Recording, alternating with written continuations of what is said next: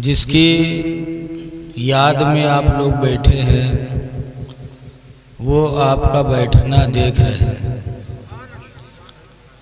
कुरान कहता है सयरल्लाहु अमलकुम व रसूलुहु, अल्लाह तुम्हारे अमल को देख रहा है और उसका रसूल देख रहा है। अल्लाह भी देखता, अल्लाह का रसूल देखता है। और जब देख रहे हैं तो इंशाअल्लाह हमारे तुम्हारे जागने और बैठने का सिला ज़रूर मिलेगा। ज़रा ईको कम कर दो भैया, ईको कम कर दो। देखो आप लोगों ने जलसा किया, कुछ लोग तो कहते हैं कि तकरीर कराने से क्या फ़ायदा, कहते हैं ना, लेकिन तकरीर करने का हुक्म अल्लाह दे रहा है। अल्लाह ताला कुरान में फरमाता उदउ इला सबील रब्बिका, ऐ नबी तुम अपने रब के रास्ते की तरफ लोगों को बुलाओ। अपने रब के रास्ते की तरफ लोगों को कैसे? बिल हिकमा, हिकमत से बुलाओ, वल मौइज़तिल हसना, और अच्छी तकरीर करके लोगों को बुलाओ। अच्छी तकरीर, पता चला तकरीर भी दो तरह की होती है। तकरीरें कई तरह की होती हैं। एक तो नेताओं का भाषण होता है, वो भी एक तकरीर है, और इसमें भी तकरीर होती है। एक तकरीर होती है कि नबी से मोहब्बत करो, एक तकरीर में कहा जाता है कुछ नहीं, सिर्फ नमाज पढ़ो बस। तो तकरीरें भी कई तरह की होती हैं। कुरान कहता है अच्छी तकरीर करके लोगों को दीन की दावत दो।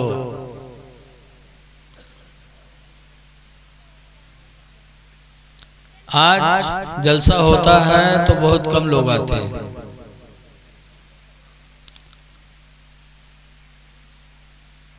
इसीलिए एक जगह मौलाना जब बैठे तो लोगों की तादाद देख के अफसोस करने लगे, कहने लगे आह इस्लाम तेरे चाहने वाले न रहे, जिनका तू चांद था अफसोस वो हाले न रहे। हाय इस्लाम लोगों से कितना दूर हो गया, हाय लोग इस्लाम से कितने दूर हो गए। तो मौलाना ने उसको ऐसे कहा, हाय इस्लाम लोगों से कितना दूर हो गया।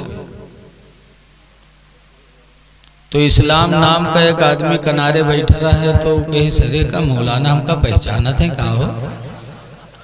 तो वो बेचारा उठ पड़ा, उठा आए के बीच मजमा में बैठ गया। अब मौलाना कहा जाने की काहे उठा बैठा है। थोड़ी देर तकरीर के फिर कहते हैं आह अफसोस इस्लाम लोगों से कितना दूर हो गया। तो फिर वो उठा बेचारा, उठ के आया आगे बैठा। अब मौलाना साहब को तो कुछ पता नहीं कि क्यों उठ रहा है भाई, क्यों आ रहा है। थोड़ी देर बाद फिर मौलाना हालात को देखते हुए कहने लगे हाय अफसोस इस्लाम कितना दूर हो गया। तो खड़ा होगा कहे इसका मौलाना तुमरे खोपड़ी बैठ जाए, अब इतना करीब आ गए फिर भी तुम कहे तो हाय अफसोस इस्लाम कितना दूर हो गया। तो लोग जलसे में आते हैं सुनने के लिए, लेकिन अल्लाह जाने उनकी खोपड़ी कहाँ रहती है। वो समझते नहीं कि मौलाना क्या कह रहे हैं। इसलिए आए हो तो मोहब्बत से सुनो, मोहब्बत रसूल बहुत बड़ी दौलत है। रसूल करीम सल्लल्लाहु अलैहि वसल्लम के प्यारे दोस्त और ससुर हजरत सैयदना अबू बकर सिद्दीक रदियल्लाहु ताला अन्हु के विसाल का वक्त आ गया। तो हुजूर की बीवी हजरत आयशा को बुलाया और पूछा कि हुजूर का विसाल किस दिन हुआ था? क्यों पूछ रहे हैं? कि जिंदगी भर मैंने नबी की सुन्नतों पे अमल किया है, तो आखिरी वक्त वो भी सुन्नत अदा हो जाए कि जिस दिन मेरे नबी का विसाल हुआ है, अल्लाह उसी दिन मुझे भी विसाल अता करे, ताकि मरने में भी मैं नबी की सुन्नत अदा कर लूं। किस दिन विसाल हुआ था? कहा सोमवार को। पूछा कफन कितने कपड़े के थे? तो कहा कफन में 3 कपड़े थे। क्यों पूछा? इसलिए कि हर सुन्नत पर तो अमल किए थे, लेकिन ये 2 सुन्नत तो अभी बाकी थी।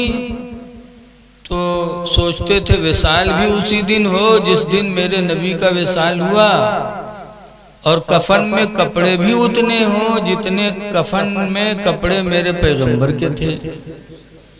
ये एक मोमिन की जुस्तजू होती है कि जो भी कदम उठे सुन्नत रसूल के मुताबिक उठे।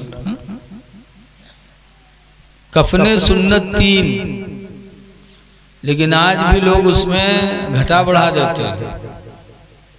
बहुत से जगह तो तहमत डबल कर देते हैं, बहुत से जगह टोपी सिला देते। हमरे एक साहेब रहे, वो कबहू मस्जिद में नहीं गए। हम तो अपनी जिंदगी में घूर घूर के देखे, लेकिन उनका कबहू नहीं पावा। न पंजगाना, न जुमा, न ईद, न बकरीद। और जब मरे तो उनके नहलाने और कफन में हम भी थे। तो जब कफन पहनाया जाने लगा तो उनके मेहरुआ टोपी लिए ठाड़। तो हमने कहा टोपी नहीं पहनाई जाएगी, सिर्फ 3 कफन होंगे। तो कहा हाँ मौलाना भैया ऐसे करवे, हम अपने आदमी के बगैर टोपी के पटकी देवे। तो हम कहना हाँ, जिंदगी में टोपी नहीं लगाए पाए और मरे के बाद टोपी लगावा था। फरिश्तन का धोखा देखा थे कि हमारा आदमी बहुत नमाजी रहा है।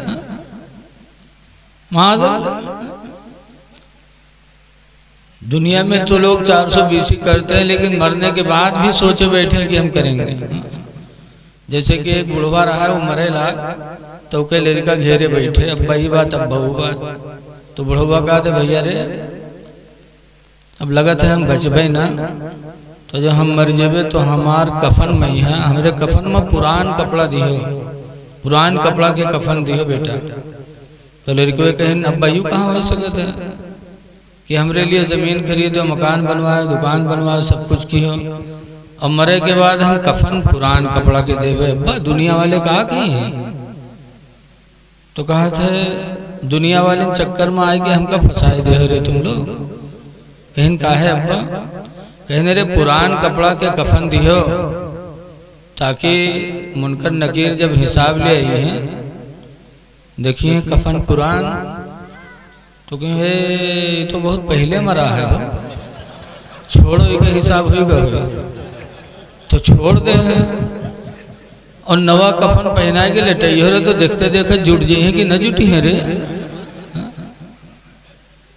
ऐसे ऐसे बुढ़े पड़े हैं जो जिंदगी भर तो धोखा दिए, मरने के बाद भी सोच रहे हैं। लेकिन कब्र बड़ी कठिन मंजिल है, बहुत कठिन मंजिल है। अल्लाह के रसूल फरमाते हैं कब्र अव्वल मंजिल मिन मनाजिल आखिरा, कब्र आखिरत के मंजिलों में सबसे पहली मंजिल है। इसीलिए हजरत उस्मान गनी रज़ी अल्लाह ताला अन्हु जब कब्रस्तान जाते थे तो रोते थे बैठ के। लोगों ने कहा अल्लाह के ऐ उस्मानी गनी तस्कुरुल जन्ना वला तबकी, जन्नत का तस्करा करते हो रोते नहीं हो, व तस्कुरुन नारा वला तबकी, और जहन्नम का बयान करते हो रोते नहीं हो,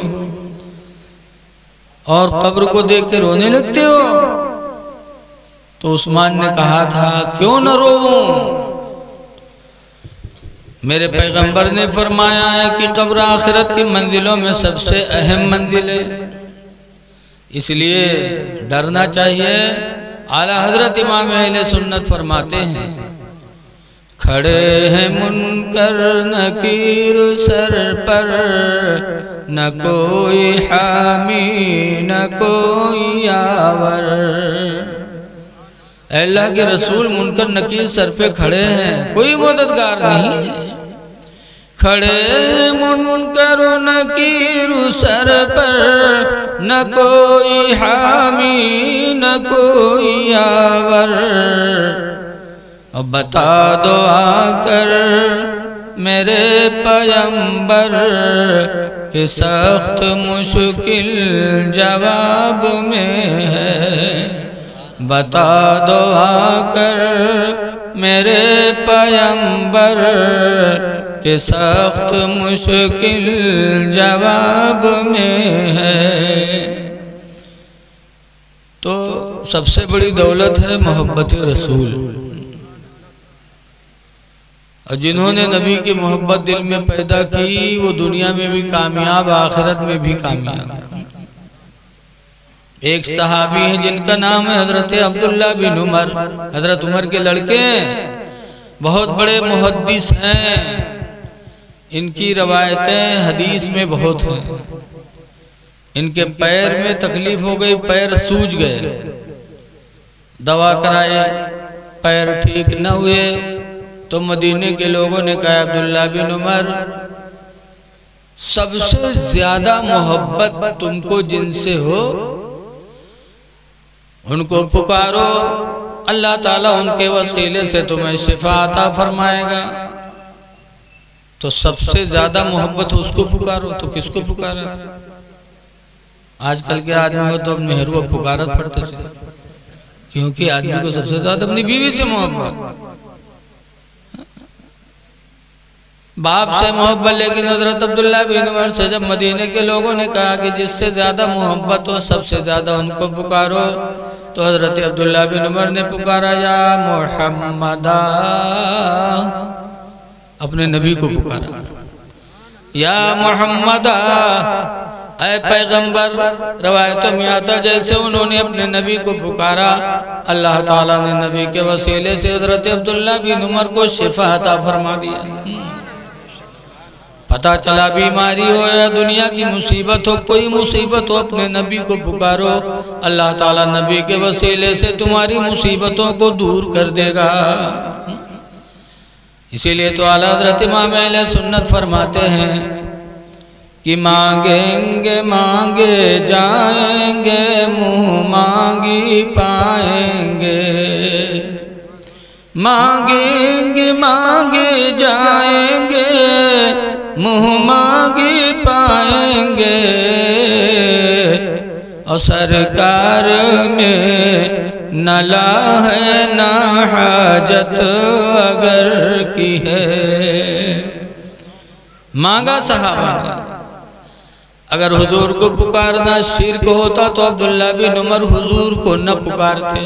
बोलो अरे कुछ हाँ नहीं करो, सहाबा शिर्क करेंगे? न मदीना वाले कहते न हजरत अब्दुल्ला बिन उमर हुजूर को पुकारते। पता चला न नबी का पुकारना शिर्क है और न नबी से मांगना शिर्क है, क्योंकि जो कुछ नबी से मिलता है सब हुजूर, सब अल्लाह ही का अता किया होता है। कुरान करीम में भी अल्लाह ताला फरमाता है कि नबी की बारगाह में जब पहुंचा करो तो उन्जुरना कहा करो, वक़ूल उन्जुरना पहले पारे में कि नबी से कहा करो उन्जुरना। उन्जुरना का मतलब हम पर नजरे करम करो।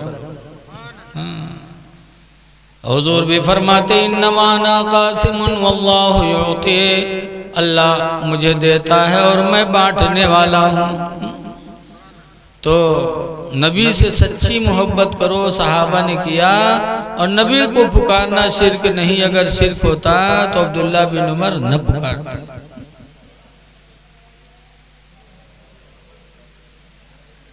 शिर्क ये लोग समझते नहीं, हर बात पे शिर्क कहते हैं। शिर्क कहते हैं अल्लाह के अलावा किसी दूसरे को अल्लाह ही समझ के उसको पुकारा जाए तो यह है शिर्क। अल्लाह के अलावा अल्लाह ही को, अल्लाह के अलावा किसी दूसरे को अल्लाह ही समझकर पुकारना और उससे मांगना, यह है शिर्क। बाकी शिर्क नहीं कहते। तो दीन की तरफ लोगों को बुलाओ, लेकिन जब दीनदारी होगी तभी तो बुलाएंगे। आज हमारा भाई दीन से कोरा है तो दीन की तरफ बुलाए कैसे? एक औरत थी मदीने मुनव्वरा में जिनका नाम है उम्मे सुलैम।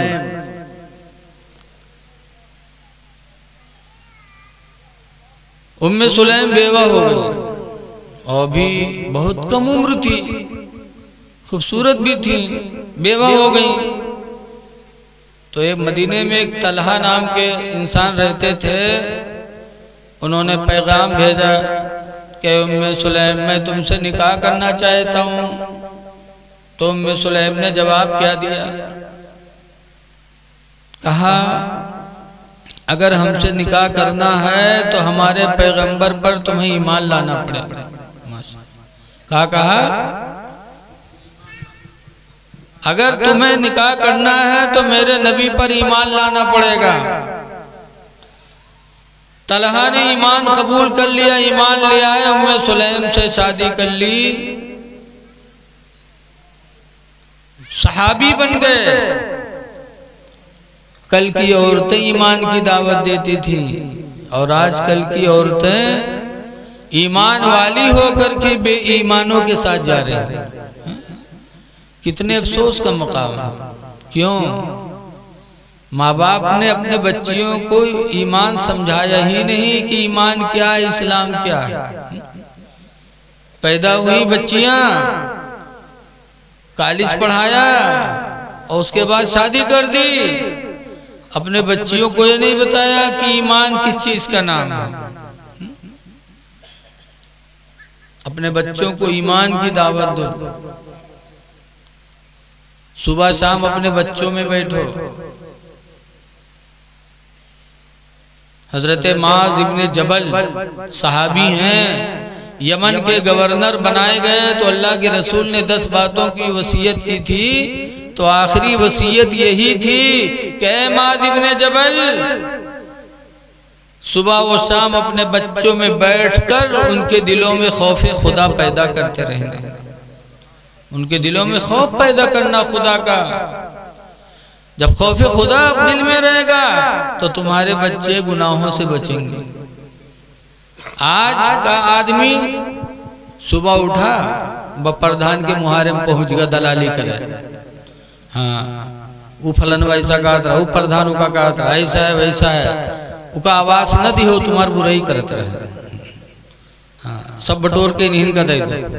सुबह उठेंगे प्रधान के दरवाजे पर दलाली करेंगे और घंटा 2 घंटा दलाली करी हो पहिए का, एक चाय को पाए जाए तो पाए जाए, वहू ना वहू से हाथ धोए जाते। शाम को पहुंचेंगे फिर किसी मालदार के दरवाजे पर पहुंचेंगे। ऐ लोगों, मजहब इस्लाम ने मना किया है कि बगैर जरूरत के किसी के दरवाजे पे मत बैठो। बगैर जरूरत के किसी के दरवाजे पे मत जाओ। हो सकता है बैठते बैठते तुम्हें तोहमत न लग जाए। तोहमत से बचो। सुबह शाम का वक्त अपने बच्चों में पैदा करो।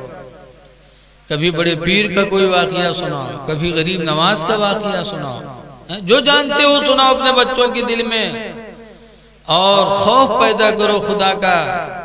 तो जब अपने बच्चों के दिलों में ये चीज पैदा करोगे तो इंशाअल्लाह आपके बच्चे बेईमानों के साथ नहीं जाएंगे। आज जो रोना हो रहा है वो रोना नहीं पाया जाएगा। इसलिए जरूरत है कि दीनी बातों सुनो और सुनाओ।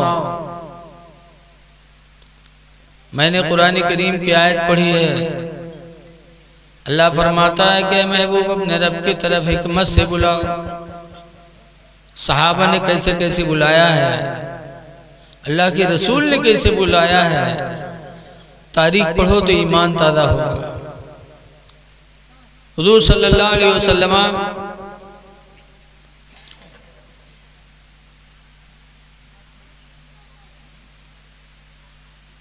हजरत सैयदना अबू बकर रज़ी अल्लाह ताला अन्हु हैं, इनको कैसे बुलाया, किस शान से बुलाया? डंडा मार के नहीं कहा, बल्कि हजरत अबू बकर रज़ी अल्लाह ताला अन्हु कपड़ा बेचने के लिए मुल्क शाम गए थे, अभी ईमान नहीं लाए थे। अल्लाह के रसूल ने मक्का में ऐलान कर दिया मैं अल्लाह का रसूल हूँ। तो अबू बकर रज़ी अल्लाह अन्हु ने मुल्क शाम में ख्वाब देखा कि चांद और सूरज टूटकर मेरी गोद में आ गए। उठे और ख्वाब की ताबीर पूछने के लिए गिरजा घर गए, जैसे हम लोग मस्जिद के इमाम साहब पास जाते हो, गिरजा घर गए। वहां गए, दरवाजा खटखटाया तो वहां जो पादड़ी रहते थे उनका खादिम आया, दरवाजा खोला, पूछा कौन? कहा अबू बकर। कहा अच्छा। अंदर गया, बताया पादड़ी से कि अबू बकर आए। कहा जाओ पूछो कहाँ से आए हैं? कहा मक्का से। कहा अच्छा। फिर बताया जाके पूछो उनके अब्बा का नाम क्या है? तो बताया मेरे अब्बा का नाम अबू कुहाफा है।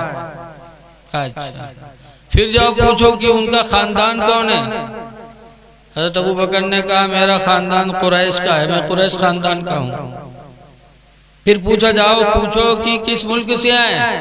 तो हजरत अबू बकर खफा हो गए, नाराज हो गए कि ख्वाब की ताबीर पूछने आया हूं तो मुझसे तमाम सवाल किए जा रहे हैं।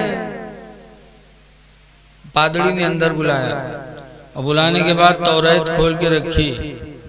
कहा देखो लिखा हुआ है कि मक्का की धरती पर जब मोहम्मद नबूवत का ऐलान करेंगे तो सबसे पहले उन पर ईमान लाने वाले अबू बकर बिन कुहाफा होंगे। तुम्हारा नाम लिखा हुआ है तौरात में, इसलिए मैं पूछ रहा था। हजरत अबू बकर ने जो सुना बहुत खुश हुए, जल्दी जल्दी माल बेच करके सस्ता मद्दा भागे। और जब मक्का पहुंचे नबी करीम की बारगाह में तो हुजूर फरमाते हैं अबू बकर किस चीज की देरी है? ईमान ले आओ खुदा की वहदानियत पर। कहा कोई मोजिजा दिखलाइए। नबी वो होता जो मोजिजा दिखलाता। तो हुजूर फरमाते हैं क्या ये मेरा मोजिजा नहीं है कि तुम ख्वाब देखे फिर गिरजा घर में पादड़ी से सवाल पूछने गए और उसने तौरात खोलकर तुमको दिखाई? ये मेरा मोजिजा नहीं है? हजरत अबू बकर के रोंगटे खड़े हो गए, कहने लगे न कोई मोबाइल न कोई इंटरनेट का जमाना, और मुल्क शाम में मैं क्या कर रहा था? मोहम्मद मक्का में बैठे बैठे सब देख रहे हैं। रसूल करीम सल्लल्लाहु अलैहि वसल्लम की नबूवत का असर उनके दिल पर पड़ा और हजरत अबू बकर ने गवाही दे दी अशहदु अल्ला इलाहा इल्लल्लाह व अशहदु अन्ना मुहम्मदन अब्दुहु व रसूलुहु। कलमा पढ़े और हजरत अबू बकर नबी पर ईमान ले आए। तो ऐ मेरे दीनी भाइयों, रसूल करीम सल्लल्लाहु अलैहि वसल्लम ने हिकमत से इस्लाम फैलाया। हुजूर सल्लल्लाहु अलैहि वसल्लम की ये पैदाइश का मुबारक महीना है।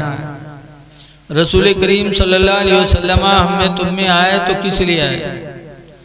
पैगंबरों ने दुआ मांगी थी।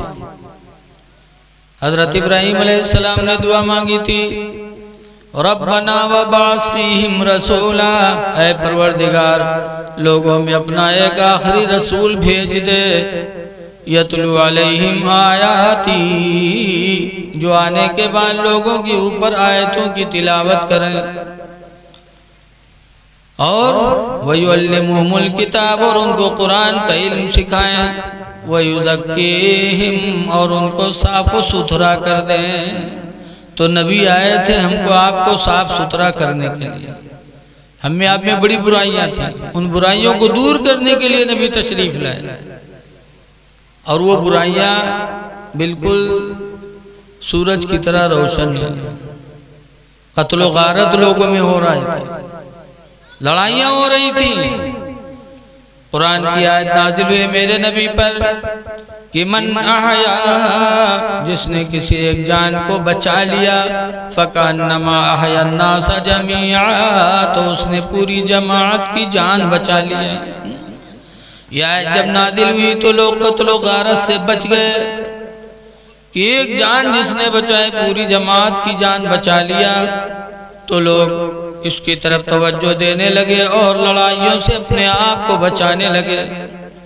हुजूर ने ऐलान फरमा दिया, हदीस पाक है तो कुरान की आयत थी, अन अनस क़ाला क़ाला रसूलुल्लाह, हजरत अनस से रवायत है, फरमाते अल्लाह के नबी ने इरशाद फरमाया, ला तहस्ससो, ऐ लोगों दूसरों के अंदर ऐब न तलाश करो, वला तजस्ससो, और किसी को ऐब न लगाओ, वला तहासदो, और आपस में हसद न करो, वला तबागदो, और लोगों आपस में बुग़्ज़ न करो, जलन न पैदा करो, वकूनू इबादल्लाहि इख़वाना, और अल्लाह के बंदो तुम सब आपस में भाई भाई हो जाओ। हुजूर ने ये कह करके लोगों के अंदर कत्ल गारत को ख़त्म किया, लड़ाइयों को ख़त्म किया। हुजूर आए थे साफ सुथरा बनाने के लिए। आज हम में तुम में वो इख्तिलाफ फिर पैदा हो गया। गांव में पार्टी बंदी, महल्ले में बोलचाल बंद। अल्लाह के रसूल इसी दी चीज को खत्म करने आए थे कि आपस में हसद न करो, जलन न करो, मोहब्बत करो। हुजूर ने फरमाया लन तदखुलुल जन्ना, ऐ लोगो हरगिज़ हरगिज़ तुम जन्नत में नहीं दाखिल होगे, हत्ता तुमिनू, यहाँ तक कि ईमान वाले हो जाओ। फिर फरमाया वलन तुमिनू, हरगिज़ हरगिज़ तुम लोग ईमान वाले नहीं हो सकते, हत्ता तहाब्बू, जब तक के आपस में मोहब्बत नहीं करोगे। जब तक मोहब्बत आपस में नहीं करोगे ईमान वाले नहीं हो सकते, और जब तक ईमान वाले नहीं बनोगे जन्नती नहीं हो सकते। तो नबी ने मोहब्बत का पैगाम दिया है सबको कि आपस में मोहब्बत करो, पार्टी बंदी न करो। कुरान की आयत भी है, वातसिमू बिहब्लिल्लाहि जमीआ, हुजूर फरमाते कुरान की आयत पढ़ करके कह लोगो अल्लाह के दीन की रस्सी को सब लोग मजबूती से पकड़ लो, वला तफर्रको, और आपस में फूट पैदा न करो, इख्तिलाफ न करो, आपस में झगड़ा न करो।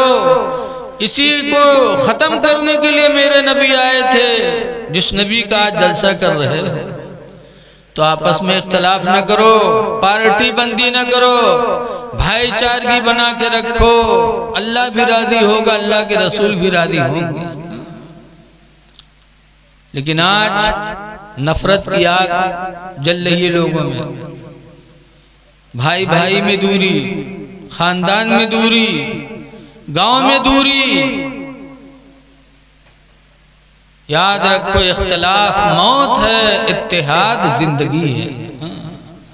इख्तिलाफ करके रहोगे मिट जाओगे, मुत्तहिद होके रहोगे इंशाअल्लाह कामयाब रहोगे। लेकिन आज चाहे जितना समझाओ लोग मानते नहीं, झगड़ा करने की आदत है, चाहे जितना समझाओ कि गुस्सा न करो, लेकिन लोग मानते नहीं।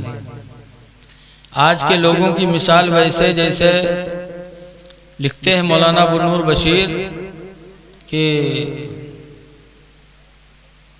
एक स्कूल था, मास्टर साहब पढ़ा रहे थे बच्चों को कि इत्तेफाक से एक धोबी स्कूल के बगल से निकल रहा था। तो मास्टर साहब किसी बच्चे की गलती देखे तो बच्चे को डांटा, कहे गधे। तो धोबिया सुनी तो चौंका, कहे साय का स्कूल में गधा पढ़ा था। मास्टर साहब कहते हैं गधे। तो धोबिया लौट आवा, गवाह स्कूल में कहे इसका मास्टर साहब आपके स्कूल में गधान के पढ़ाई होता है। तो गुस्सा में बैठे रहे, कहीं ना होता। तो धोबिया कहे तो हमरे गधा पढ़ाई दो, तो कहीं जले आओ। वो गुस्सा में कहूँ धोबिया सही जाने से बगवापन गधा खोल लावा, खोल के लावा स्कूल में कहते लो मास्टर साहब का नाम लिख लो। तो मास्टर साहब झूठे कलम चले कहीं जा लिख लिया। तो कहते नाम लिखौनी, तो कहीं 300 रुपया, 300 रुपया दे दी। उसके बाद जाए लाग तो फिर लौटा के कत्ते दिन में पढ़ाए दे मास्टर साहब, कहीं जा 6 महीने में पढ़ाए दे। धोबी चला गवा घरे खुश कि हमार गधा पढ़ा तो 6 महीने में पढ़ जाए। और दुबियवा जब चला गया तो गधा कस के पढ़ावे तो गधावा के लिए बेच 300 रुपया के मास्टर साहब 300 नाम लिखौनी पैन 300 गधा बेचे 600 रुपया तो मास्टर साहब के होगा। और धोबियो घरे सोचा कि हमारा गधा पढ़ा था 6 महीना पढ़ जाए। जब 6 महीना पुरियाने तो धोबिया सोचिस कि अब तो पढ़ गए जाए बलाई ले। तो गवा रस्सी लेके वहाँ स्कूल में कहीं मास्टर साहब हमारा गधावा पढ़ेगा कहीं जा उनका फलाने थाना कोतवाल बनवा दिया पढ़ लिख। तो बहुत खुश होगा कि हमारा गधा लिख पढ़ के कोतवाल बन गया थाने। तो रस्सी वस्सी लेके कोतवाली में गवा। अब हुआ गवा तो लोगों से पूछे भैया कोतवाल साहब कहाँ हैं? तो कोतवाल साहब सामने बैठे रहे। लोग इशारा कहीं कहीं बदे बैठे हैं। तो धोबिया कोतवाल साहब का रस्सी दिखाइस कहिस जैसे पहले चुचकार बलावत रहा वैसे वो दिन बलावे लगे। तो कोतवाल साहब का बड़ा ताज्जुब हुआ कहीं ना ये सब हमसे नमस्कार करते हमका रस्सी दिखावत है कहीं का बात है रे?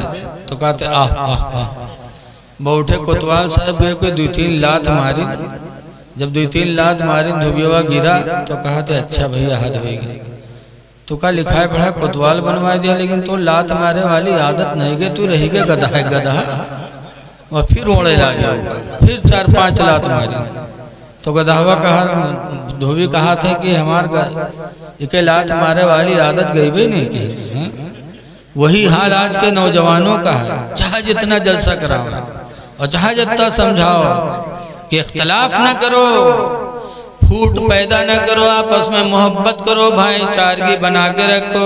इसी में अल्लाह भी राजी अल्लाह का रसूल भी राजी। इसी में तुम्हारे लिए कामयाबी है। कुरान जगह जगह फरमाता ला तनाज़उ वला तफशलू ना झगड़ा करो ना आपस में फूट पैदा करो। झगड़ा न करो मियाँ बीवी में भी झगड़ा न करो वो भी तो एक झगड़ा है। लेकिन आज झगड़ा होता बात बात पे तलाक हो जाते। हदीस पाक में अन महमूद इब्न लबीद हजरत महमूद बिन लबीद से रवायत है। एक सहाबी हैं कहते उखबिर रसूलुल्लाह सल्लल्लाहु अलैहि वसल्लम बिरजुलिन हुजूर को एक आदमी की खबर दी गई। एक आदमी के बारे में हुजूर से बताया गया। क्या बताया गया?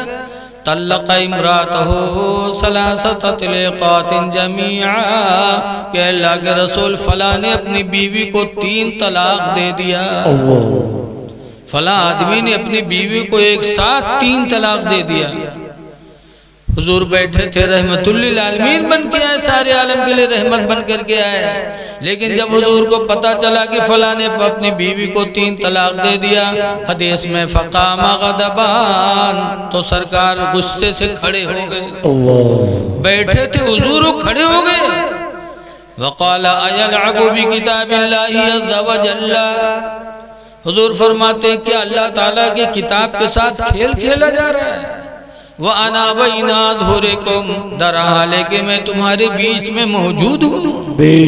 जब तुम्हारे बीच में मौजूद हूँ कुरान से खेल खेला जा रहा है तो मेरे बाद तुम्हारी क्या हालत होगी?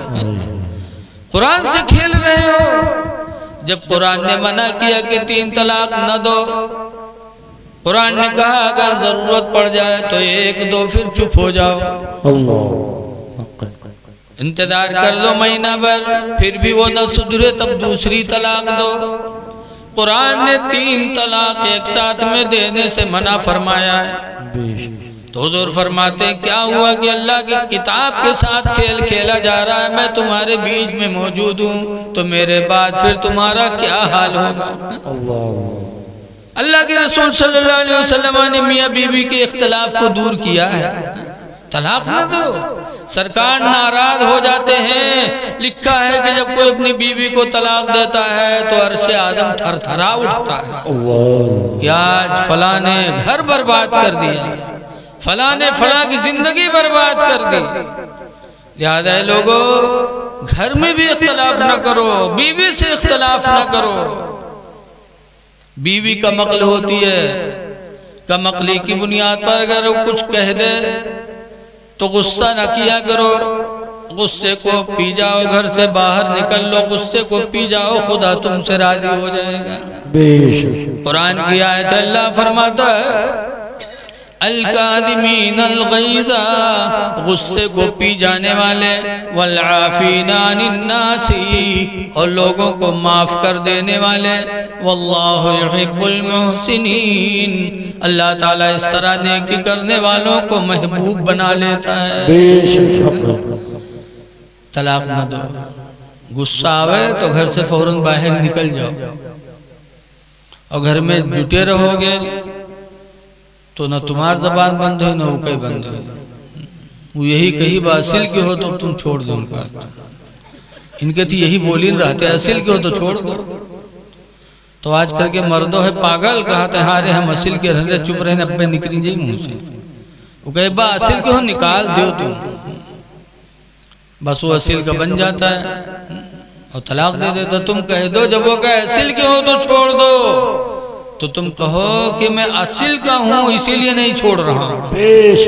अगर असल का ना होता तो छोड़ देता, लेकिन असल हूं, असली औलाद हूं अपनी बाप की, इसलिए मैं तुम्हें नहीं छोड़ रहा हूं। ये जवाब दो। इन्हें क्यों कहा है असिल के हो तुम भग भग निकाल दो, तलाक तलाक तलाक तलाक। ऐसा न कहो, घर से बाहर निकल लो, गुस्सा ठंडा हो जाएगा। लेकिन आज इस बला में मुब्तला हो जाता है। एक नौजवान ऐसे अपनी बीवी को तलाक दिया, एक सांस में कई तलाक दे दिए, और उसके बाद पता चला कि ये हमारे निकाह से निकल गई। तो गवा मदरसा मसला पूछा, कब हूँ मौलवी मौलाना से नहीं बोलत रहा। और जब नौबत है तो दूरे से गवा द्वारे पर ठाड़ करते अस्सलाम वालेकुम, बहुत सिद्ध हुआ बन जाता। कहा बात हुई है? अरे हजरत घर में झगड़ा हुआ तो बीवी को तलाक दे दिया। कई दफा दिया, कहीं नहीं तो गुस्सा में जाने नहीं पाए, कई दफा निकल गए। मौलाना ने बताया तो तुम्हारे लिए हराम हो गई। तो कहा नहीं हजरत जो खर्चा वर्चा हो ले ले का बना दो कोई सूरत से, लागत हो हमको न तबीज बना था। लेकिन जिसके दिल में खुदा का डर होगा वो हराम को हलाल कैसे कहेगा। लेकिन जब वो मौलाना भगे तो दूसरे के पास पहुंचे, वो भगे तीसरे के पास। इत्तेफाक से कोई ना कोई तो दज्जाल मिलेंगे। एक दफा इत्तेफाक से होगा एक दज्जाल मौलवी मिल गया। उसे जब कहे कि जो खर्चा पानी ले लो बना दो मौलवी साहब, तो मौलवी कहा था कत्ता खर्चा दे हो, तो कहीं जौन मंगी हो तो दे देवे। तो मौलवी कहा था रुपया ले 10,000, लेकिन काम तुम्हारे बिल्कुल लोहा कह देवे। दज्जालन मामला, इन काम ले रुपया ले 10,000, लेकिन काम तुम्हारे बिल्कुल लोहा कह देवे। तो उसने 10,000 निकाल के दे दिया। बीवी का मामला रहा। जब दे दिया तो मौलवी कहते अच्छा ही बताओ कौने दिन तलाक दिए रहो। बड़ी देर सोचे साचे के बाद कहे मौलवी साहब इतवार के दिन रहे। तो मौलवी कहा था इतवार के, कहीं हाँ कहीं जाओ। इतवार के कहाँ तलाक पड़ते? इतवार के दिन कोर्ट कचहरी सब बंद रहा था, इतवार के तलाक नहीं पड़ा था। लगाई थी दज्जाली की मुहर, कि जब कोर्ट कचहरी बंद तो तलाक बंद। ऐ लोगो घर में भी झगड़े न करो, इसी झगड़े को खत्म करने के लिए मेरे पैगंबर तशरीफ लाए थे। एक दूसरे के हुकूक को पहचानो। बीवी को भी चाहिए कि शौहर से जबान दराजी न करे, लेकिन कब जब बीवी पढ़ी लिखी होगी तभी तो ना। जबान दराजी न करे। शौहर की इताअत और शौहर की फर्मा बरदारी औरत के लिए जन्नत में जाने का सहारा है। हुजूर फरमाते हैं अलमरअतु इज़ा सल्लत खम्सहा, जो औरत 5 वक्त की नमाज अदा कर ले, वसामत शहरहा, और रमजान का रोज़ा रख ले, व अताअत बालहा, और अपने शौहर की फर्मा बरदारी कर ले, व अहसनत फरजहा, और अपने आप को ज़िना से बचा ले, तो हुज़ूर फरमाते हैं फतदखुलल जन्नत मिन अय्य बाबिन शात, तो औरत जन्नत में जिस दरवाज़ा से चाहेगी दाखिल हो जाए। सुभान अल्लाह, सुभान अल्लाह। उस औरत के लिए अल्लाह ताला जन्नत के सारे दरवाजे खोल देगा जो औरत अपने शौहर की फर्मा बरदारी करेगी। हुजूर सल्लल्लाहु अलैहि वसल्लम इन्हीं चीजों के लिए तशरीफ लाए। आज हम नबी की सीरत पे तो गौर करें। हुजूर सल्लल्लाहु अलैहि वसल्लम को हलीमा सादिया ने दूध पिलाया था। किसने दूध पिलाया था? दूध तो 3 लोगों ने पिलाया। पहली मर्तबा दूध पिया उम्मे ऐमन का, दोबारा दूध पिया अपनी माँ आमना का, और तिबारा हलीमा सादिया रज़ियल्लाहु अन्हा ने किराए पर दूध पिलाया था। ले गई थी, दूध पिलाती थी, पालती थी, और घर से पैसा मिलता था हुजूर के घर से, तो पैसा लेके दूध पिलाया था हलीमा ने। लेकिन नबी की मोहब्बत देखो, 59 साल की उम्र में अल्लाह के रसूल ने हुनैन की लड़ाई लड़ी, और जंगे हुनैन लड़के वापस आ रहे थे। मक्का के करीब एक जगह जिसका नाम है जईराना, सरकार वहाँ बैठे, सरकार के साथी मुजाहिदीन भी बैठे। हुजूर सल्लल्लाहु अलैहि वसल्लम लोगों में खाना तकसीम करने लगे। अबू तुफैल का बयान है, इज़ जाअत इम्रातुन, की अचानक एक औरत आई, फबसत लहा रिदाहु, तो रसूल करीम ने उनके लिए अपनी चादर को बिछा दिया। जब चादर बिछा दिया औरत बैठ गई, सरकार ने खिलाया भी, मोहब्बत से चेहरा भी देखा, तो सहाबा को ताज्जुब हुआ कि ये कौन बुढ़िया थी जो आई तो सरकार ने इतनी ताज़ीम की। पूछा मन हिया, ये कौन है, ये कौन औरत है? तो लोगों ने कहा हिया उम्मुहु, ये हुजूर की माँ हलीमा है, अल्लती अर्दात हो, जिसने रसूल करीम को बचपन में दूध पिलाया था। ऐ लोगों गौर करो अपने नबी के अखलाक के ऊपर के 59 साल पहले हलीमा का दूध पिया था, वो भी किराया दे के पिया था। लेकिन 59 साल के बाद आज हलीमा को देखा तो मेरे नबी ने कितनी ताज़ीम किया। चादर भी बिछाया, बिठाया, खिलाया भी, मोहब्बत से चेहरा भी देखा। इसीलिए हुजूर भी फरमाते हैं कि अन्नज़रतु इला वजहिल वालिदैन इबादा, माँ बाप का चेहरा देखना इबादत है। हमारे नबी ने देखा है फिर हुक्म दिया है। ऐसी इबादत की लिखा है कि जिसने अपने माँ बाप को मोहब्बत भरी निगाहों से देखा तो अल्लाह ताला, लिखा है फ़कतबल्लाहु लहू हज्जतम मबरूरा, तो अल्लाह ताला उस देखने वाले के लिए हज मबरूर का सवाब अता फरमा देता है। हज मबरूर, एक है हज और एक है हज मबरूर। हज जैसे हम और आप में से कोई गया और करके चला आया तो हज कर आया, लेकिन हज मबरूर किसे कहते हैं? वो हज जो मकबूल हो गया। तो हमारा आपका भाई गया हज करके चला आया, लेकिन पता नहीं कि हज मकबूल हुआ कि नहीं मकबूल हुआ, और माँ बाप का चेहरा जो मोहब्बत से देखे तो अल्लाह ताला हज का सवाब नहीं, हज मकबूल का सवाब अता फरमाता है। आज जब पता नहीं है कि हज हुआ कि नहीं हुआ तो इतना घमंड, जहाँ देखो हुए हाजी के बोर्ड लाग, और इलेक्शन लड़े वाले और हज के आवत है। यही माने कि पहले जाना था कि काम हमारा है, गड़बड़ नोट मिली ना तो पहले हज कहे, तब लगा ही हाजी फलाने, ताकि जाने ही बगुला भगत होगा। हाजी का बोर्ड लगाने के लिए हज करते हो।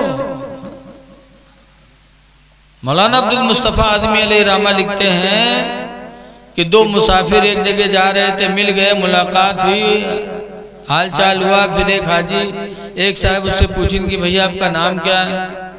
तो कहा हाजी अब्दुल रहीम। अच्छा। फिर हाजी अब्दुल रहीम उससे पूछें तुम्हारा क्या नाम है? तो कहा नमाजी अब्दुल करीम।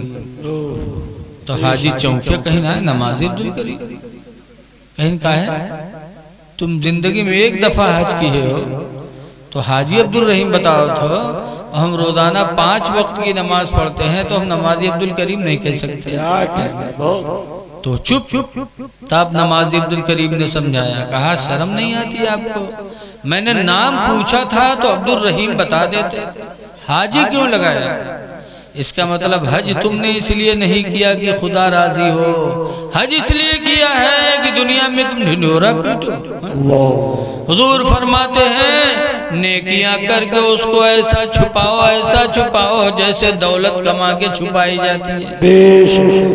अमलों में खुलूस पैदा करो, इसलिए कि अमलों का परखने वाला बड़ा दाना है। बहुत अक्लमंद खुदा तुम्हारे अमलों को परखता है। इसलिए हज नहीं, हज मबरूर का सवाब अल्लाह उस नौजवान को अता फरमाता जो माँ बाप का चेहरा मोहब्बत से देखता है। माँ बाप वो दौलत है कि कुरान करीम में इनका शुक्र अदा करने के लिए कहा गया है।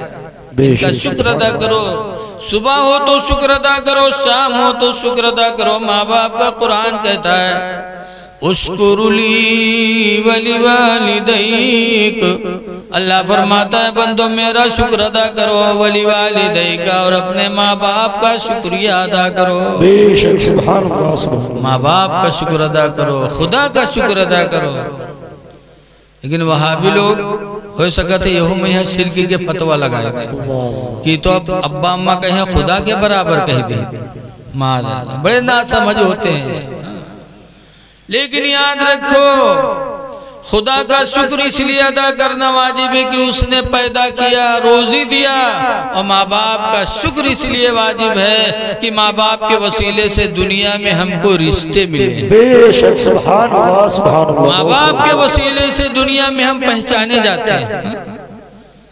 आज रिश्ता जो भी हमको मिला कि हम फलाने के भतीजे हैं, या फला हमारा फूफा है, या फला हमारी खाला है, या फला हमारी नानी है, ये सारे रिश्ते जो भी मिले हैं माँ बाप के वसीले से मिले।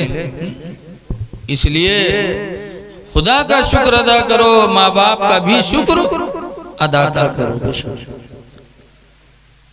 रसूल करीम सल्लल्लाहु अलैहि वसल्लम से मोहब्बत है तो हुजूर की अदाओं को अपनाना पड़ेगा।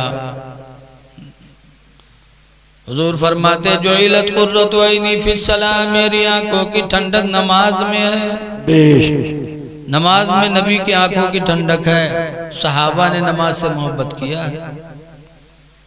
हजरत अली रदी अल्लाह ताला अन्हु मक्का के करीब एक मैदान है जिसका नाम है साहबा। हजरत अली बैठे थे, वह हुजूर आए, अवली के रान पे सर रख के लेट गए और सो गए। और असर का वक्त था, हजरत अली ने असर पढ़ी नहीं थी, सूरज डूबने लगा। अब हजरत अली रदी अल्लाह ताला अन्हु सोच में है कि हुजूर को जगाऊं, असर पढ़ लूं। एक तरफ नमाज, एक तरफ नबी की मोहब्बत है, तो हजरत अली रदी अल्लाह ताला अन्हु हुजूर को जगाए नहीं। हजरत अली से बड़ा आलिम कोई है इस जमाने में? बोलो भैया।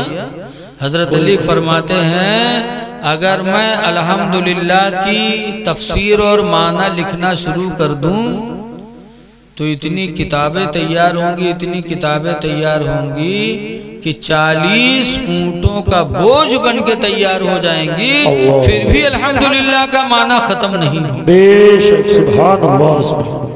इतने बड़े आलिम हजरत अली शेर खुदा। एक मर्तबा हजरत जिब्रील आए अली की बारगाह में, कहने लगे अली सुना है कि तुम्हारे नबी तुमको इल्म के शहर का गेट कहते हैं, कि इल्म के शहर के दरवाजा है अली। हजरत अली कहते बेशक मेरे नबी ने फरमाया मेरे बारे में। तो हजरत जिब्रील इंसान की शक्ल में आए, कहने लगे अली अगर तुम इल्म के शहर के दरवाजा हो तो बताओ कि इस वक्त जिब्रील कहाँ है? अल्लाह। बताओ इस वक्त जिब्रील फरिश्ता कहाँ है? तो हजरत अली रदी अल्लाह अन्हु ने एक निगाह ऊपर डाली, फिर एक निगाह नीचे डाली, फिर एक निगाह दाहिने डाली, फिर एक निगाह बाएं डाली, उसके बाद हाथ पकड़ लिया, कहा जिब्रील तुम ही हो। बेशक कहा जिब्रील तुम ही हो। तो उन्होंने कहा कैसे तुमने जाना? तो अली कहते हैं मैंने आसमानों में देखा जिब्रील वहां नहीं है, जमीन में देखा सातों तबक जमीन में भी नहीं है, दाहिनी तरफ देखा पूरे सिमत में नहीं है, ना इधर है, पता चला जिब्रील तुम ही हो। बेशक सुभान अल्लाह सुभान अल्लाह। तो जिब्रील मुस्कुरा के कहते हैं अली, हकीकत में तुम्हारे नबी ने जो फरमाया कि इल्म के शहर के दरवाजा हो, हकीकत में तुम इल्म के शहर के दरवाजा। इतने बड़े आलिम हजरत अली शेर खुदा, लेकिन हुजूर सर रख के सो रहे हैं रान पे, असर जा रही है।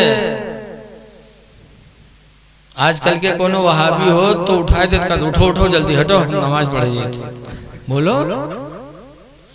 लेकिन हजरत अली शेर खुदा रज़ी अल्लाह ताला अन्हु इतने बड़े आलिम और नबी के चचेड़े भाई भी लगते हैं, लेकिन हुजूर को जगाया नहीं। सूरज डूब गया, असर की नमाज चली गई, लेकिन हाँ अली के दिल में नबी की मोहब्बत थी, तो नमाज से भी बेपनाह मोहब्बत थी। सूरज डूबा, नमाज असर चली गई, तो हजरत अली रोने लगे। अब ऐसा रोए कि नबी बेदार हो गए। पूछा अली रो रहे हो? कहा अल्लाह के रसूल, सूरज डूब गया, असर की नमाज मेरी चली गई। अल्लाह के रसूल ने उंगली का इशारा फरमाया तो डूबा हुआ सूरज फिर निकल आया। हजरत अली शेर खुदा ने नमाज असर अदा फरमाई, फिर सूरज डूबा। मुसलमानों, ये था अली के दिल में मोहब्बत रसूल की निशानी। मोहब्बत रसूल ये थी हजरत अली के दिल में कि नमाज जिंदगी में सिर्फ एक असर छुटी थी, क्योंकि बचपन ही में इस्लाम ले आए थे। कोई नमाज अली की नहीं छुटी थी, जिंदगी में सिर्फ वही एक नमाज, वो भी अल्लाह के रसूल उनके पैर पे आराम कर रहे थे। तो छुटी तो रोए, और इतना रोए कि हजरत कि हुजूर बेदार हो गए। और आज हम लोग हैं कि एक असर छोड़ दो, सारी नमाजें खत्म है और एहसास नहीं है। फिर भी हमें दावा है कि हम आशिक़े रसूल हैं। ये झूठा दावा है, झूठा। नमाज जो आशिक़े रसूल होगा उसकी नमाज कभी नहीं छूटेगी। आला हजरत आशिक़े रसूल थे। रमजान का महीना एक मर्तबा ऐसी गर्मी में आया कि रोजा रखना सख्त दुश्वार था लोगों के लिए। आला हजरत इमाम अहले सुन्नत ने रोजा रखने के लिए बरेली से सफर किया नैनीताल का, और नैनीताल में आला हजरत ने रमजान के रोजे रखे। ये थे आशिक़े रसूल कि अल्लाह का जो फर्ज है वो किसी आलम में छूटने न पाए। बेशक सुभान अल्लाह। इसके रसूल है तो नमाज इंसान की नहीं छूटनी चाहिए। लेकिन आज हमारी नमाजें छूट रही हैं और हम नबी के इश्क का दावा भी कर रहे हैं। दूसरी बात यह है कि आज हम और आप कहते हैं मली के मानने वाले, बोलो कहते कि नहीं कहते? बिल्कुल।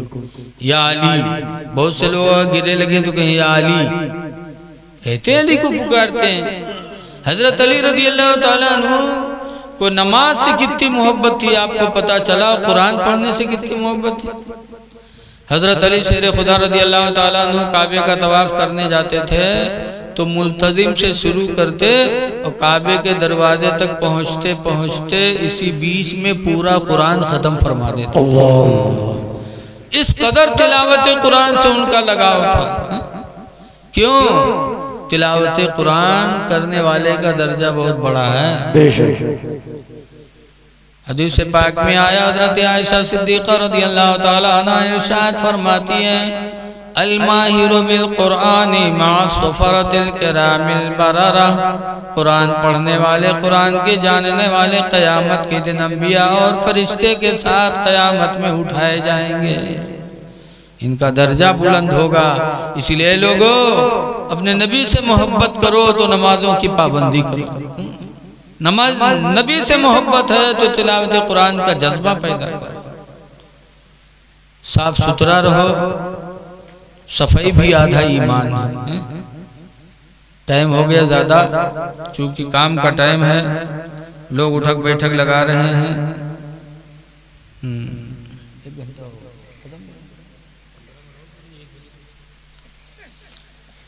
देखिए भाई साहब, जलसा रोजाना तो होता नहीं है। बोलो होता है रोजाना है? बहुत दिनों के बाद एक जलसा हुआ है दाऊदपुर में।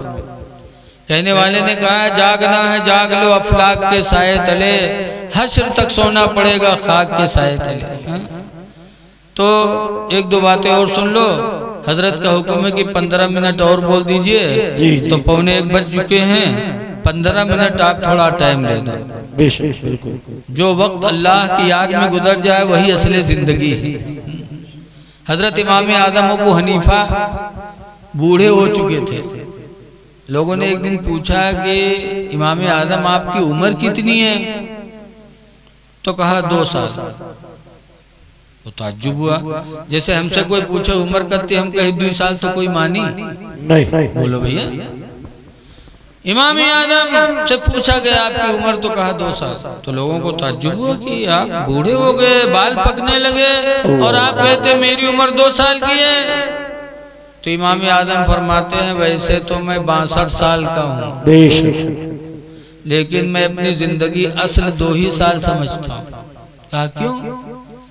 कहा जिंदगी में 2 साल हजरत इमाम जाफर सादिक रज़ी अल्लाह अन्हु की सोहबत में रहा हूँ। किसके सोहबत में रहा हूँ?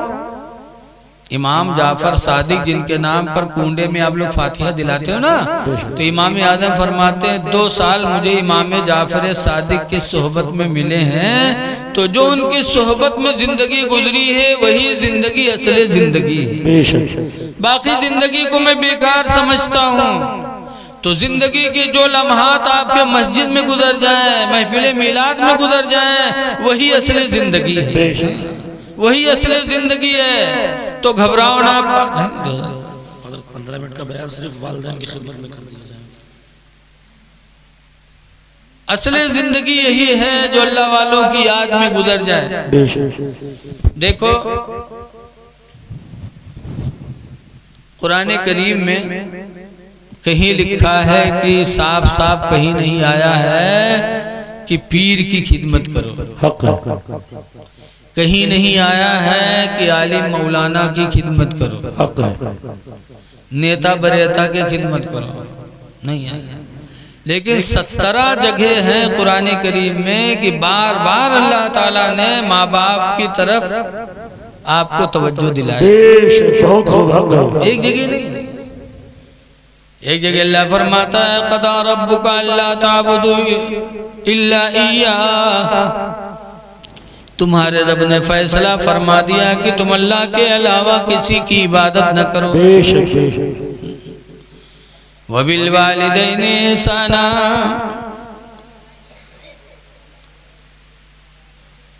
और वालिदैन के साथ अच्छा सलूक करो, वालिदैन के साथ अच्छा सलूक करो। इसी में हिस्सा है इम्मा यबलुगन्ना इंदकल किबरी अहदुहुमा औ किलाहुमा, दोनों में से दोनों बूढ़े हो जाए या एक बूढ़ा हो जाए एक जवान हो। तो अल्लाह फरमाता है फला तकुल लहुमा उफ्फिन वला तन्हरहुमा, तो बूढ़े माँ बाप से कभी उफ की बोली न बोलना, उफ न कहना। साहबे किराम ने कहा अल्लाह के रसूल अब्बा अम्मा जुल्म करें और मुफ्त तक न कहें। तो दूर फरमाते व इन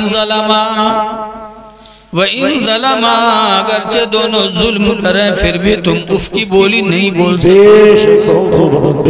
आजकल बहुत से लड़के हैं जो माँ बाप से दूर होते, तो जब कोई समझावे जाते, जैसे मौलाना अब्दुल रहमान साहब समझावे जी तो का कही, अरे मौलाना साहब तुम कहा जानो हमारा बप्पा शैतान है, शैतान ऐसे कहो तो शैतान है मार। अरे कुछ भी हो जाए, लेकिन कुरान कहता है, हदीस कहती है कि अगरचे माँ बाप जुल्म करें फिर भी उनसे तुम मुफ्की बोली न बोलो। मिशकात की हदीस में कि अगर बाप मुशरिक हो, बाप मुशरिक हो मुसलमान ना, और मंदिर जा रहा हो पूजा करने के लिए, और लड़का मुसलमान हो और बूढ़ा बाप मंदिर में पूजा करने जा रहा था, बूढ़ा था, चलने में दिक्कत है, तो उसकी मदद न करो। लेकिन जब मंदिर से पूजा करके अपने घर वापस आने लगे तो मुसलमान बच्चे के लिए हुजूर फरमाते हैं कि अपने बाप को उधर से सहारा बन जाओ। गौर करो कि बूढ़ा बाप मंदिर पूजा करने गया और पूजा करके वापस हो रहा था तो मुसलमान बच्चे के लिए हुक्म है कि अपने बाप का सहारा बन के घर में आया, बिल्कुल हक है, उसकी मदद कर दे, उसको कंधों के उठा लाया, पीठ पे लाद लाया, जबकि वो पूजा करने गया था। इधर से नहीं ले जा सकते, क्यों? वो जा रहा है गुनाह करने, गैर खुदा की इबादत के लिए जा रहा है। तो कुरान कहता है कि गुनाह पर किसी की मदद न करो। ताउनु अलल बिर्रि वल तक़वा, भलाई पर मदद करो। वला ताउनु अलल इस्मि वल उद्वान, गुनाह पर तुम किसी की मदद न करो। तो पूजा करने जा रहा है तो मदद न करो, लेकिन जब पूजा करके वापस घर आए तो तुम उसकी मदद करो, उसकी खिदमत करो। जब मुशरिक बाप की खिदमत का हुक्म है तो पता चला बाप कितनों भी बुरा हो, माँ कितनों भी बुरी हो, लेकिन बाप बच्चे के हक में वो जन्नत में जाने का सहारा है। उनकी खिदमत करो, उफ ना करो। तब कैसी बोली बोलो? कुरान कहता वकुल लहुमा कौलन करीमा, और ऐ मेरे बंदो तुम उन दोनों से मीठी बोली बोलो। वो जुल्म करें और तुम प्यार की बोली बोलो। और जब उनके सामने जाओ या वो तुम्हारे सामने आ जाए तो तुम किस तरह रहो? आजकल देखा जाता है लड़का मौलाना बन गया तो लड़का कुर्सी पर बैठे, अब्बा ठाड़ है, क्या है? हम मौलाना हैं। ऐसे प्रधान हो गए तो कुर्सी बैठे हैं, अब्बा आए हैं पानी ले ले, अब्बा आवा था और वो बेहया बैठ के कुर्सी पानी पिए थे। अब्बा पानी पिलावे और प्रधान हो गया तो दिमाग ठिकाने पे नहीं, मौलाना बन गए तो दिमाग ठिकाने पे नहीं। ऐ लोगों कुरान पर अमल करो। अल्लाह फरमाता वख़फ़िद लहुमा जनाहज़्ज़ुल्लि मिनर रहमा, ऐ मेरे बंदो तुम अपने माँ बाप के सामने अपने बाजुओं को झुका लिया करो। वख़फ़िद लहुमा जनाह, अल्लाह कहता है अपने बाजू को झुका लो, उनको देखो तो। ज़ुल्लि मिनर रहमा, इनकिसारी भी करो, दिल में रहम भी पैदा करो, झुक जाओ। तो कुरान कहता है बाजुओं को झुका लो। लेकिन आज बेहया लड़का ऐसा हो गया कि बाप के सामने सिगरेट पी रहा है, बाप के सामने पान खा रहा है, बाप के सामने बीड़ी पी रहा है। ऐ नौजवानों, माँ बाप की खिदमत करो, माँ बाप की ताजीम करो, इनकी ताजीम में खुदा की रज़ा है। नारे तकबीर, नारे तकबीर, नारे रिसालत, नारे रिसालत, मसलके आला हज़रत, मसलके आला हज़रत अल्लामा मुफ्ती रफ़ीक आलम साहब क़िबला, अल्लामा मुफ्ती रफ़ीक आलम साहब क़िबला, सरकार की आमद, सरकार की आमद, मक्की की आमद, मक्की की आमद, जश्न आमद मुस्तफ़ा, नारे तकबीर, नारे रिसालत। हज़रत अबू हुरैरा रज़ियल्लाहु अन्हु की माँ ईमान नहीं लाई थी, अबू हुरैरा ईमान ले आए। तो जब अबू हुरैरा घर में आते थे तो अबू हुरैरा की माँ हुजूर को बुरा भला कहती थी। अबू हुरैरा सुनते थे तो रोते थे, समझाते थे, माँ को माँ नहीं मानती थी तो अबू हुरैरा रोते थे। एक दिन हुजूर के पास गए, रोने लगे, कहने लगे अब या रसूल अल्लाह मेरी माँ मुशरिका है, आप पर ईमान नहीं लाई है, आपकी तौहीन करती है। अल्लाह के रसूल मुझे तकलीफ होती है कि मेरी माँ का अगर इंतकाल इसी हालत में हो गया तो मेरी माँ जहन्नम में जलेगी। अल्लाह के रसूल दुआ कर दो कि अल्लाह ताला मेरी माँ को ईमान की दौलत दे दे ताकि मेरी माँ जहन्नम में जलने से बच जाए। अबू हुरैरा को रहमाया नबी करीम से दुआ करवाई। अल्लाह के रसूल सल्लल्लाहु अलैहि वसल्लम ने दुआ फरमाई कि अल्लाह अबू हुरैरा की माँ को ईमान की दौलत अता फरमा दे। उसके बाद अबू हुरैरा जब बारगाह नबी से वापस आए और दरवाज़ा खटखटाया तो अबू हुरैरा की माँ ने दरवाज़ा खोला, कलमा तैयबा पढ़ते हुए। बेशक सुभान अल्लाह। कलमा पढ़ा अबू हुरैरा की माँ ने, ला इलाहा इल्लल्लाह मुहम्मद रसूलुल्लाह सल्लल्लाहु अलैहि वसल्लम। इससे सहाबा की जिंदगी देखो कि माँ मुशरिका है लेकिन फिर भी अबू हुरैरा को मोहब्बत है, माँ से मोहब्बत है और इसी मोहब्बत की बुनियाद पर दरबार रसूल में रो रहे हैं कि अल्लाह के रसूल मेरी माँ मुशरिका है, अगर ईमान पर खात्मा न हुआ तो मेरी माँ जहन्नम में जलाई जाएगी। अल्लाह के रसूल दुआ कर दो मेरी माँ ईमान की दौलत से माला माल हो जाए। हजरत उमर रज़ी अल्लाह अन्हु का जमाना था, एक साहब की माँ बहुत ही कमजोर हो गई। हजरत उमर रज़ी अल्लाह अन्हु की ज़माने खिलाफत में एक साहब की माँ बहुत कमज़ोर हो गई, बुढ़ापा आ गया और आंखों की बीनाई चली गई। तो अपनी माँ का इलाज कराने के लिए उन्होंने अपनी पीठ पे अपनी माँ को लादा। कोई रक्षा नहीं था उस जमाने में। अपनी माँ को अपनी पीठ पे लादा, इलाज के लिए जा रहे थे। माँ इतनी कमज़ोर हो चुकी थी कि कमज़ोरी से माँ को पेशाब हो गया। बुढ़ापे में मसाना कमज़ोर हो जाता है इंसान का। माँ से पेशाब हो गया तो साहब जब वापस लौटे तो हजरत उमर के पास गए, अपनी माँ की शिकायत करने लगे। ये अमीरुल मोमिनीन, ये मेरी माँ बीमार थी, इलाज कराने के लिए पीठ पे लाद के ले जा रहा था, इसने मेरे ऊपर पेशाब कर दिया। तो हजरत उमर रज़ी अल्लाह ताला अन्हु इतना गुस्सा हुए, फरमाते हैं बेशरम, तू शिकायत करने आया है, तेरी माँ से पेशाब हो गया तो बताने आया है। तूने माँ के ऊपर 2 साल तक कितने मर्तबा पेशाब किया है तुझे अंदाजा है? 2 साल 3 साल तक तुम माँ के ऊपर पेशाब किया, बिस्तर पे पेशाब किया, लेकिन तेरी माँ ने किसी से शिकायत किया? 2 साल तक मुसलसल तेरे पेशाब को धुलती रही, बिस्तर पे पेशाब किया तो ठंडी के दिनों में भी बिस्तर पे तेरी माँ लेटी रही है। तुझे अपने सीने पे लिटाकर रात गुजारी, तेरी माँ ने करवट नहीं लिया, तेरी माँ ने किसी से नहीं कहा। और आज तेरी माँ कमजोरी की वजह से अगर पेशाब कर दिया तो तू हमसे बताने आया है? तेरी गैरत मर गई, शर्मो हयात तुझसे निकल चुकी। हजरत अमीरुल मोमिनीन रज़ी अल्लाह अन्हु ने उसे डांटा, उनको एहसास पैदा हुआ, तब रोए, कहा कि मुझसे तो बड़ी गलती हो गई।